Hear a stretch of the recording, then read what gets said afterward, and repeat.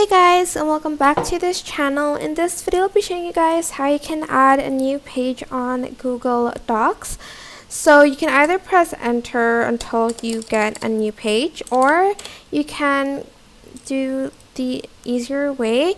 Go to insert and scroll down until you find break, and you're going to select page break or insert break and then section break.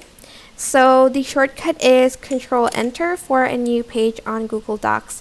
That is basically it for this video. I hope it was helpful for you guys. Don't forget to like, comment, share, and also subscribe to this channel if you haven't done that already. If you have any questions, just leave it in the comment section down below and I will try my best to answer them all for you guys. If you found this video helpful, please click the thanks button above the description box down below. Thank you so much for watching. Bye!